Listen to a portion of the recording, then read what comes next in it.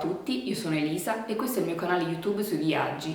Benvenuti ad un altro viaggio di Trip with Trap. Oggi andremo alla scoperta di Bucarest, capitale della Romania e dei suoi dintorni, in 3 giorni. Pronti? Andiamo! Eccoci arrivati a Bucarest. Oggi, come primo giorno, esploreremo il centro storico.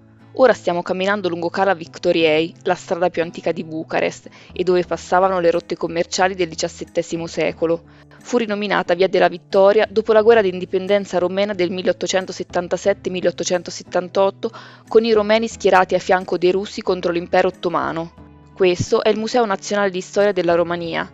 Qui si trova la copia della Colonna Traiana di Roma. Infatti l'imperatore romano Traiano, tra il 101 e il 102 d.C., conquistò il territorio dell'attuale Romania, rinominandolo con il nome di Dacia. Ora ci troviamo di fronte alla locanda di Manuk. Manuk Bey era un commerciante armeno che visse per una parte della sua vita a Istanbul, dopodiché si trasferì in Romania e aprì qui la sua locanda nel 1808 e proprio come in Turchia fu usata come caravanserraglio, ovvero una locanda in cui commercianti provenienti da Oriente, con carrozze piene di merci trainate da cavalli, potevano trovare ristoro e riposo prima di riprendere il cammino verso l'Europa centrale. A quel tempo non esisteva ancora la Romania come Stato unito, ma era divisa in tanti principati, tra i più importanti quelli di Valacchia e di Moldavia. Vicino alla locanda di Manuk si trova la chiesa di Sant'Antonio. Fu costruita nel 1559 dal principe Mircea Ciobanu. Nonostante i terremoti e gli incendi che devastarono la città, l'edificio non subì mai danni irreversibili. Durante un incendio del 1847, un'icona di Sant'Antonio si salvò e, considerando l'avvenimento come un miracolo, si scelse il santo come protettore della chiesa. Stiamo camminando ora in via Stravopoleos, dove si trova un ristorante in stile bavarese, il Caru Cubere. Ma perché un po' di Germania e Romania?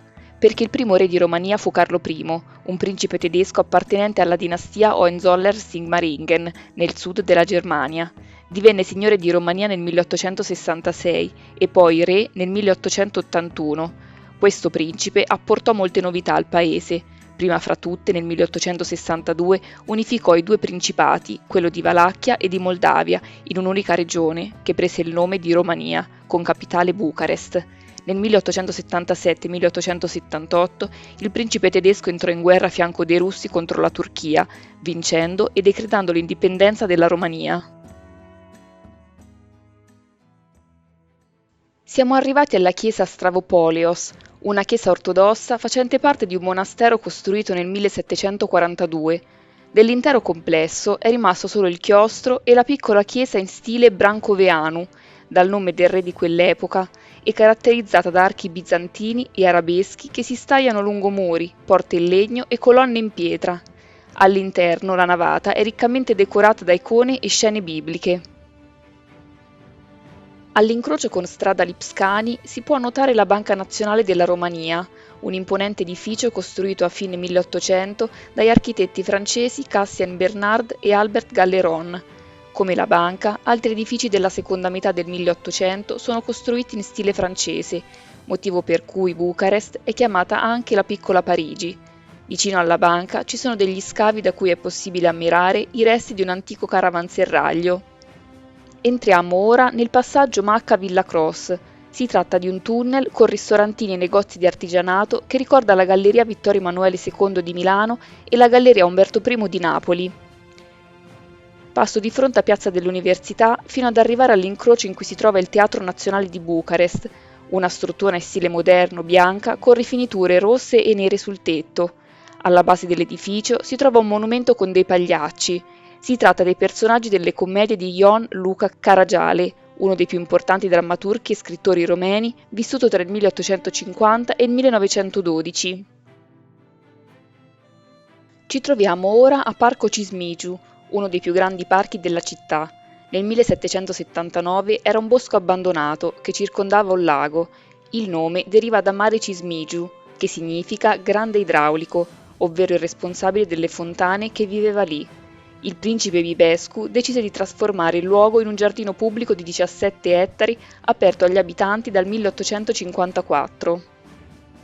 E infine eccoci arrivati a Piazza della Rivoluzione. Quello è il balcone da cui Nicolae Ceausescu si affacciò per l'ultimo discorso prima di fuggire in elicottero insieme alla moglie Elena nel dicembre 1989. Di fronte si trova il Memoriale della Rinascita, una scultura bianca a forma piramidale che rende omaggio alle vittime della rivoluzione romena che nel dicembre 1989 rovesciarono il regime comunista di Nicolae Ceausescu. Il secondo giorno l'ho passato alla scoperta del castello di Peles e di Dracula in Transilvania.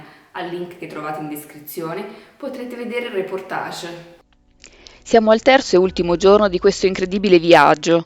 La mattina la trascorreremo alla scoperta del nord di Bucarest e in particolare del Parco Erastrau e del Museo Satului o Museo del Villaggio. Stiamo passeggiando lungo il lago Erastrau, che fa parte dell'omonimo parco, un polmone verde noto per essere il luogo di svago preferito dagli abitanti di Bucarest. Già all'inizio del XVIII secolo, la moglie del sovrano, Alessandro Ypsilanti e Caterina, si divertiva a passeggiare lungo il lago accompagnata dalle dame di corte. Nei secoli successivi, la gente comune della città iniziò a passeggiare nel parco godendosi l'aria fresca nei giorni festivi. Inaugurato nel 1951 nel suo attuale stato, il parco è molto grande, il più importante di Bucarest e il secondo come superficie, circa 187 ettari, con vialetti ombreggiati e una ricca flora che si sviluppa su entrambe le sponde del lago. Ci stiamo incamminando verso il Museo del Villaggio, passando di fronte all'Arco di Trionfo. Quasi sembra di essere a Parigi. Fu edificato nel 1936 in stile neo-romeno da Petre Antonescu e scolpito da famosi artisti locali per festeggiare la vittoria del paese alla fine della Prima Guerra Mondiale. Eccoci arrivati al Museo del Villaggio, realizzato nel 1936 lungo le rive del lago Erastrau e distribuito su 15 ettari. È un museo all'aria aperta, edificato con l'intento di rappresentare fedelmente lo stile di vita delle diverse zone rurali della Romania, motivo per cui si trovano mulini, fattorie, chiese in legno, pietra, argilla e paglia. Si ha quasi la sensazione di essere in un angolo remoto delle campagne rumene.